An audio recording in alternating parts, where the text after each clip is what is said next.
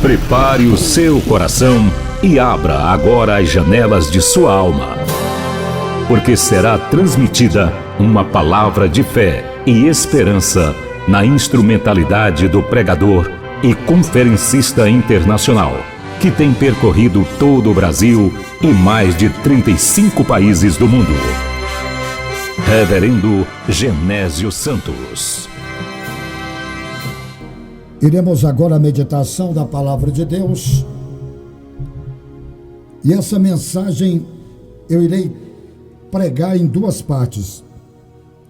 O juízo do trono branco. Veremos agora a primeira parte. Vamos ler o texto todo de Apocalipse, capítulo 20, versículos 11 a 15.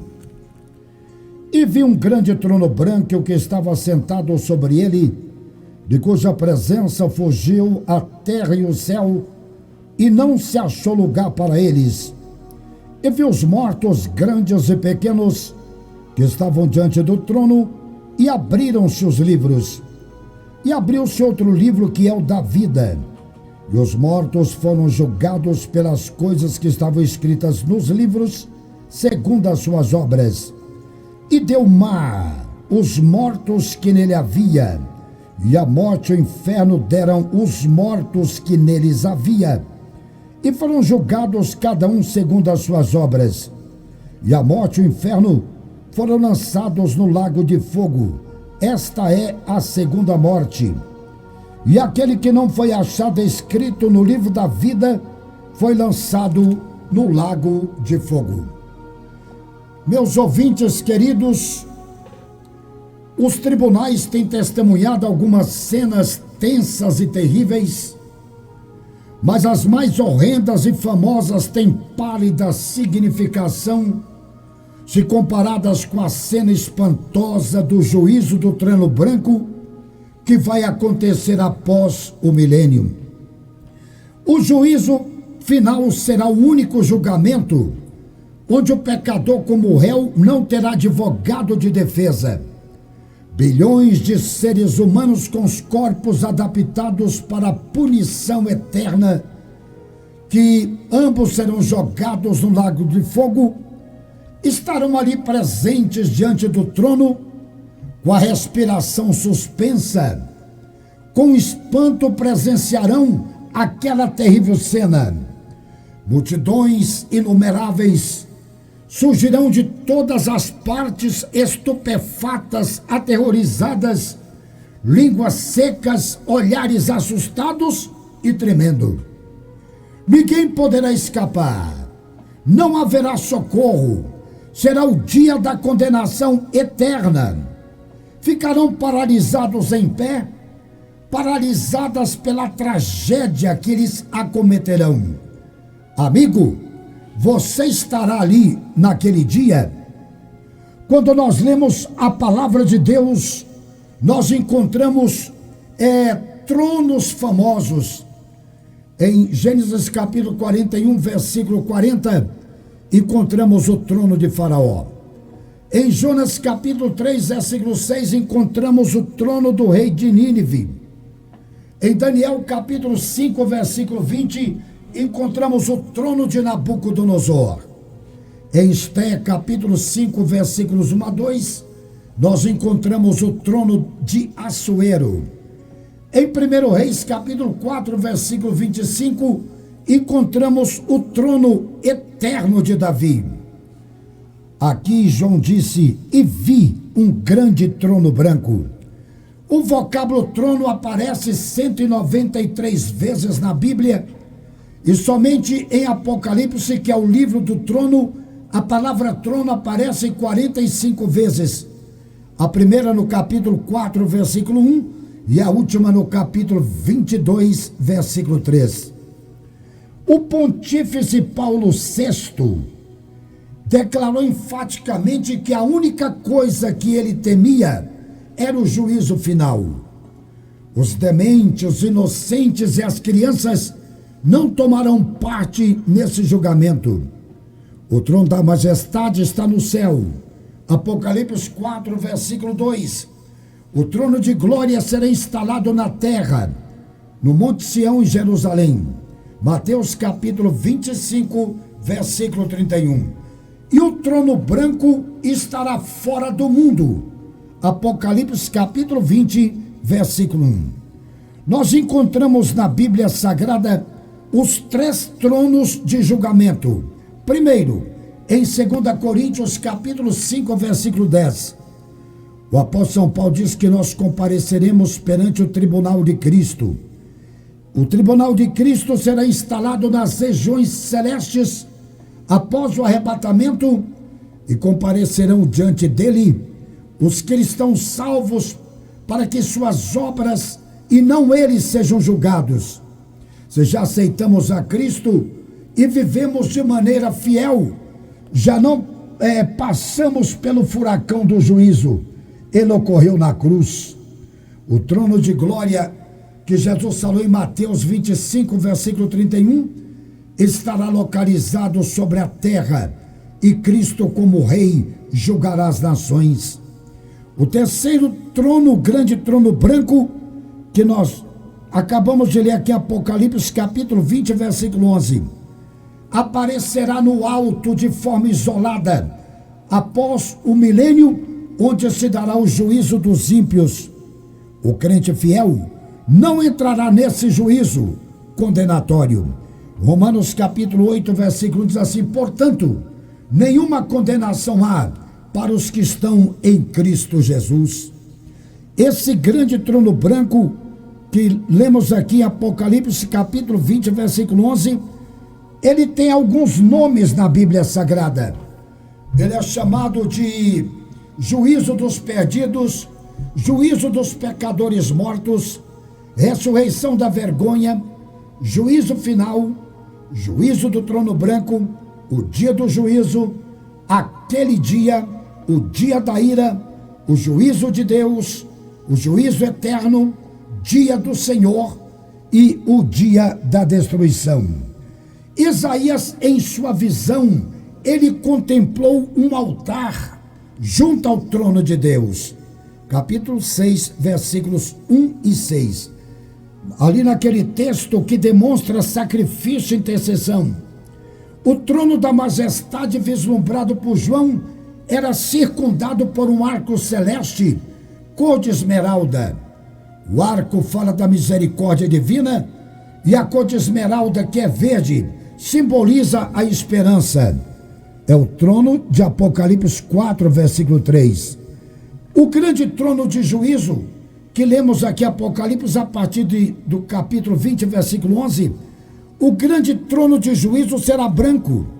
Diante dele não se vê nenhum altar, nenhuma cor que simbolize a oportunidade de livramento. Esse trono de juízo, ele está preparado para a promulgação das sentenças condenatórias dos condenados. Salmo capítulo 9, versículos 7 e 8. Romanos capítulo 2, versículo 5. Podemos ver aqui alguns detalhes desse trono. O trono será de grandes dimensões e vi um grande porque as suas dimensões serão elásticas, porque diz respeito ao poder de quem julga e por ocupar todo o vasto campo da visão. Vi um grande trono branco. A cor branca aqui, ele resplandece de pureza, de santidade, de justiça, de castigo, de julgamento, de purificação e também de retribuição. Grande e branco faz alusão à soberania e à justiça. Branco fala da justiça cristalina, pura, límpida e não segue corrupta, como ocorre em muitos tribunais. Quando é que se dará esse juízo do trono branco? Qual será a época? Dá-se-á em seguida a destruição dos exércitos de Gog e Magog no final do milênio, após a última revolta de Satanás, na tentativa de vencer a Cristo. Esse trono branco estará aonde? Será um palco montado fora da história humana. Ocorrerá num vácuo atingindo a visão de qualquer ponto. Quanto tempo durará esse julgamento? Não haverá com certeza problema no que se refere ao tempo, depoimento e sentença. Os réus poderão ser julgados no momento. Isso ocorrerá de acordo com a onisciência de Cristo aplicada em juízo. Quem será esse juiz do trono branco? Aquele que foi julgado no tribunal de Pilatos. Ele agora julgará todas as autoridades terrenas. Na sala de julgamento do governador Pilatos, tinha um lugar de julgamento chamado no grego de litóstotros. Cristo ficou emudecido ali, mas diante do trono branco, todos os condenados se calarão na frente dele como meritíssimo juiz. João capítulo 5, versículo 22.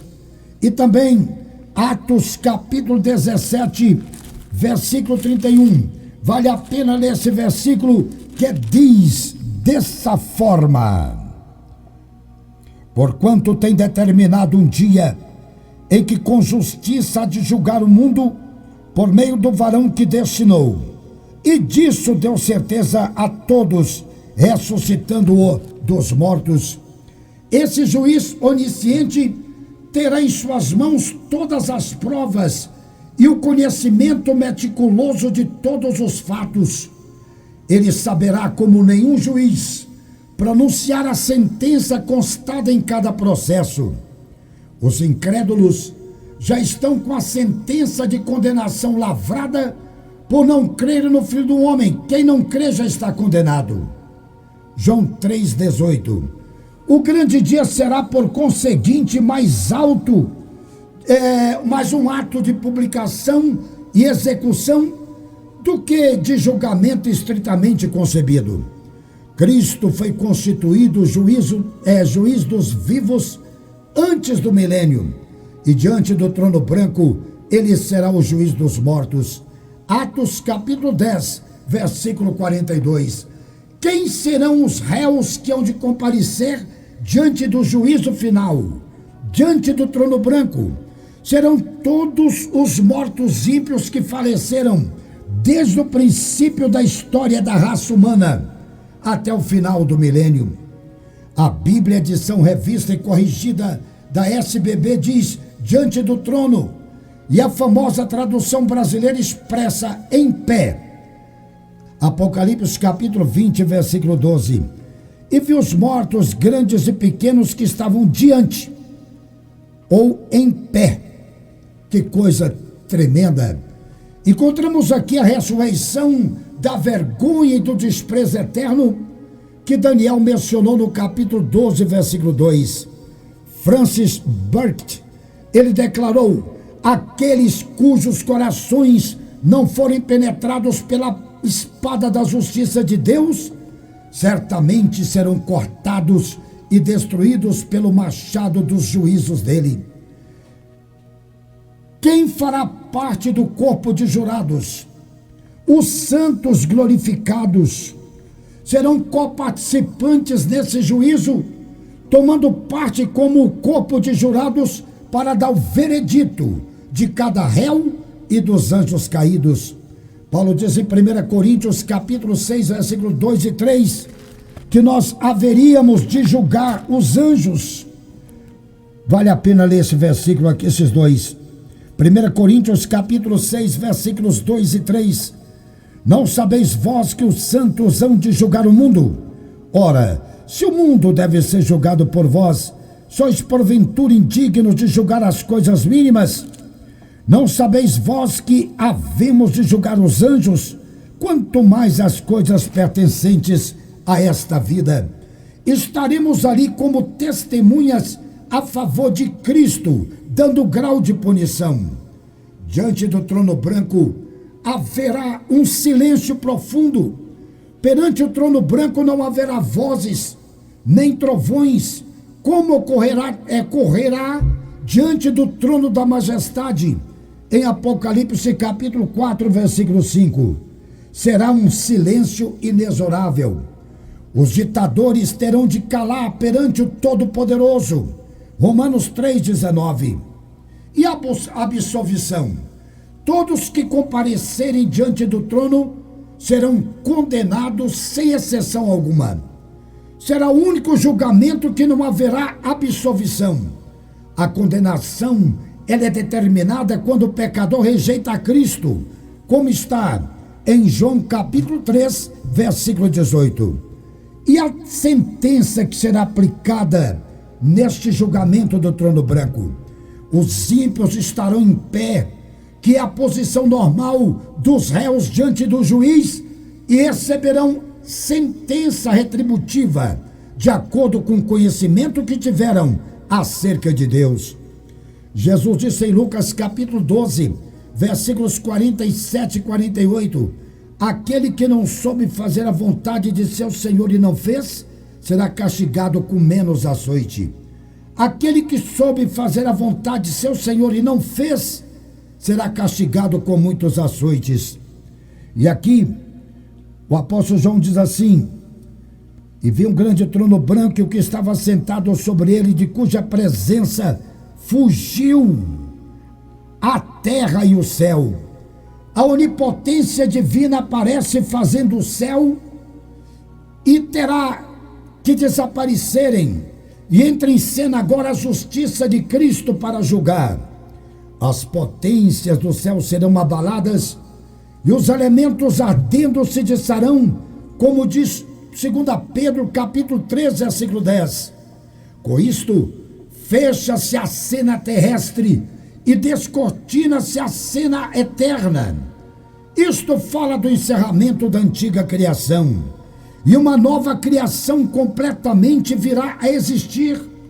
Meu ouvinte, a terra fugirá diante da majestade do juiz entronizado, porque durante milênios foi o palco do pecado e da rebelião. O céu desaparecerá porque fora poluído por Satanás e seus demônios. Efésios capítulo 2, versículo 2. Esse desaparecimento passará a dar lugar a um novo céu e a uma nova terra, o que será um salto do tempo para a eternidade. Os salvos, durante a renovação do céu e da terra, estarão guardados e protegidos na sombra da mão de Deus, para não serem atingidos com incêndio cósmico. Isaías capítulo 51, versículo 16. Será uma cena tão espantosa que estará fora da história humana. Você poderia me perguntar quais são as classes sociais que comparecerão diante do trono. João diz aqui no versículo 2: e vi os mortos, grandes e pequenos, que estavam diante do trono, grandes e pequenos, cidadãos que nunca cultuaram a Deus conosco aqui na terra, terão um pungente comparecimento naquele dia diante de Cristo, o juiz universal. João capítulo 5, versículo 22. As mansões celestiais se encherão dos que praticam boas obras, e o lago de fogo com os que pretendem praticá-las. Anualmente, milhares escapam da justiça feita ao crime exercida pelo Estado. Outros não chegam a serem presos. Outros são livres imediatamente pelo uso do habeas corpus. Muitos crimes não chegam ao conhecimento das autoridades. Ninguém poderá escapar a este julgamento do trono branco. Será o maior conglomerado campal de todos os tempos, onde estarão presentes sem faltar um condenado sequer. Somente com a segunda ressurreição é que esta reunião será possível. Este será o dia de que o apóstolo Paulo fizer alusão, em que Deus há de julgar o segredo dos homens. Romanos capítulo 2, versículo 16. Meus ouvintes, quantas patifarias, pilantragem científica, banditismo político, terrulência dos empregadores, cafajestagem eclesiástica, truculência comercial e vileza do cidadão comum, tudo será revelado. O juízo do trono branco satisfará o nosso desejo interior de justiça, que no mundo é uma farsa. Diante das injustiças sociais, da proliferação da pedofilia, dos crimes bárbaros, muitos pensam que Deus nada faz, ficando dessa forma alheio aos acontecimentos. Malaquias capítulo 2, versículo 17. O dia está determinado e os ímpios serão castigados sem misericórdia por causa de suas obras nefandas. Atos capítulo 17, versículo 31. Os deístas verão diante do trono branco que Deus não abandonou o mundo com suas criaturas, como eles afirmam. Ele deu oportunidade aos homens para se arrependerem e agora sofrerão penas eternas pelos seus atos hediondos. João disse que ali estarão diante dele grandes e pequenos. Grandes aqui não se trata do porte físico ou idade, trata-se da fama, do poder, do prestígio, da influência social e econômica.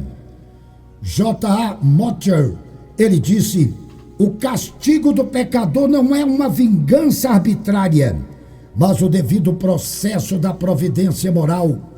Personagens ilustres que comparecerão diante do trono branco, quando João disse grandes, poderão ser os faraós, reis e rainhas, Herodes, imperadores, chás, sheiks, sultões, czares, presidentes, senadores, primeiro-ministros, deputados federais, prefeitos, deputados estaduais, secretários de estados, generais, banqueiros, astros de Hollywood, filósofos ateus, atletas de todas as categorias e líderes de grandes nações, grandes e pequenos.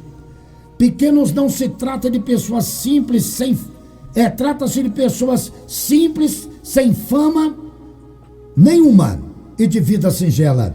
Pequeno não no tamanho, mas na simplicidade.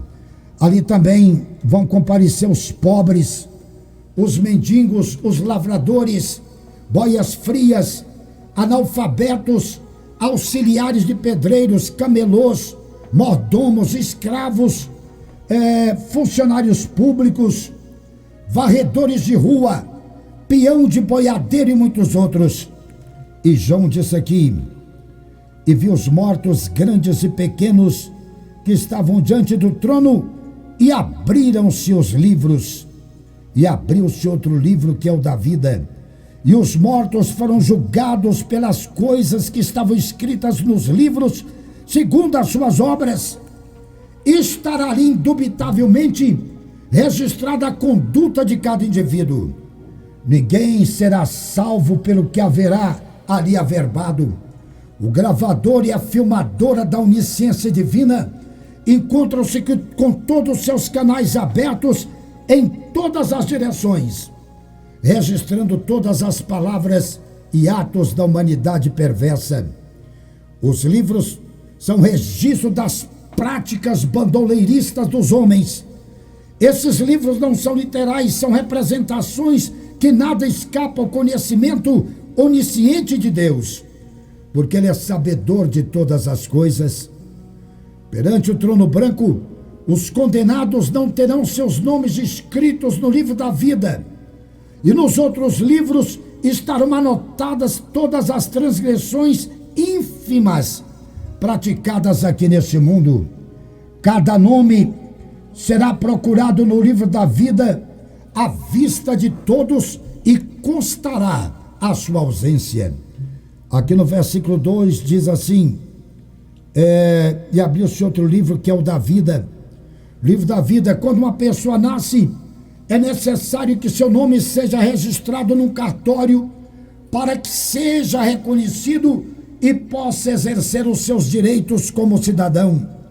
Ter o nome escrito no livro da vida é possuir o passaporte visado com sangue de Cristo, com validade eterna, e a certeza da participação do gozo celestial. O livro da vida estará postado sobre o trono só para provar a ausência dos nomes dos réus. Apocalipse capítulo 20, versículo 15. Aquele que não foi achado escrito no livro da vida foi lançado no lago de fogo. A maior alegria e regozijo de um cristão salvo é ter certeza absoluta que seu nome se encontra registrado nele. Os fiéis jamais terão seus nomes riscados desse livro. Apocalipse capítulo 3, versículo 5. O nome só é retirado do livro da vida quando o desviado persiste em continuar no pecado sem nenhum interesse de se arrepender. Ali teremos o livro dos atos dos homens. Seu conteúdo tirará de todos os pensamentos e atos praticados pela humanidade. Malaquias capítulo 3, versículo 16. O pior de tudo é que estarão escritas oportunidades rejeitadas de se reconciliar com Cristo. Constará ali o ano, o mês, o dia e a hora da rejeição. Outro livro que será aberto é o livro da memória. Todas as lembranças virão à tona, não permitindo o réu falar em hipótese alguma. Nada poderá ser ocultado porque foram gravados pela onisciência de Cristo. Lucas capítulo 16, versículo 5. Jeremias capítulo 17, versículo 1. Outro livro que será aberto ali, o livro da lei. Romanos capítulo 2, versículo 12. Outro livro, o livro da consciência. Romanos capítulo 2, versículo 15. Outro livro que será aberto, o livro da natureza. Jó capítulo 12, versículos 7 a 9. Outro livro será o Evangelho de Cristo. Romanos capítulo 2, versículo 16. É a mensagem salvadora que foi pregada durante a dispensação da graça.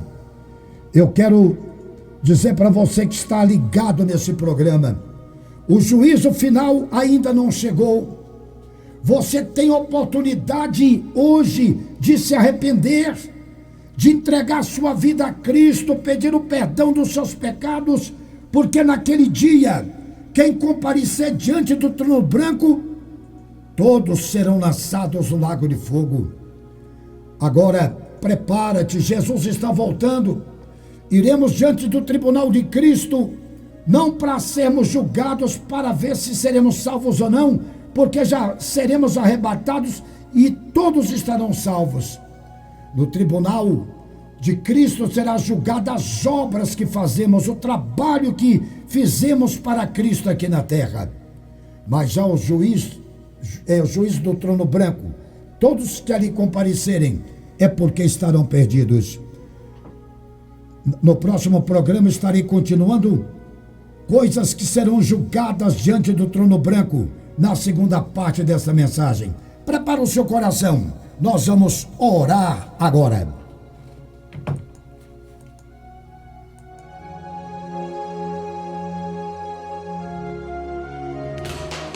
Pare aonde estiver. Nem tudo está perdido. Ainda resta uma esperança. Chegou o momento da oração, da fé, com o reverendo Genésio Santos. Santo Deus e eterno Pai, graças te damos porque Jesus está aí com os braços abertos e nós estamos vivendo o período da graça que começou com a crucificação dele e estender-se-á até o arrebatamento da igreja. Ainda temos oportunidade de consertarmos as nossas vidas diante desse príncipe da paz, que no dia do juízo do trono branco ele será o juiz, com cetro, com martelo de justiça. Cristo não é um juiz que é comprado por advogado nem por empresário, mas julga com justiça e equidade. Pai amado, quero te apresentar o teu filho que está fraco na fé, que doravante ele possa ser restaurado espiritualmente e se preparar para o grande dia do arrebatamento da igreja. Cura os enfermos nesta hora. A irmã Gorete do Rio Grande do Norte, a irmã Dulcineia de Brasília, que todo dia se submete a uma hemodiálise. Quero pedir-lhe nesta hora, estenda as tuas mãos de poder para curar todos os nossos ouvintes, libertando de toda enfermidade, de todo mal, de toda perturbação e depressão, aqueles que têm mal de Alzheimer, aqueles que têm, Senhor, síndrome de Down. Senhor, venha curar agora essas pessoas que estão internadas, outras estão gripadas e outras com coronavírus ou Covid-19. Venha nos blindar dessa nova onda Ômicron. Nos livre, Senhor, dessa gripe que está solapando o nosso país. Aumenta Senhor, a nossa imunidade. Queremos apresentar nossas vidas diante de Ti. Nos dê uma tarde e nos dê um dia feliz. Em nome de Jesus. Amém. Amém. Olá, nossos ouvintes, mais uma vez, muito obrigado pela vossa audiência. E aqueles que estarão nos assistindo pelo YouTube, hoje à tarde, à noite ou amanhã, nosso abraço. Aqui na comunicação, seu amigo Genésio Santos. E aí, Leandro? E aqui na sonoplastia, Leandro Alves. Tá aí o recado dado. E até amanhã, às 10 da manhã. Fiquem com Deus.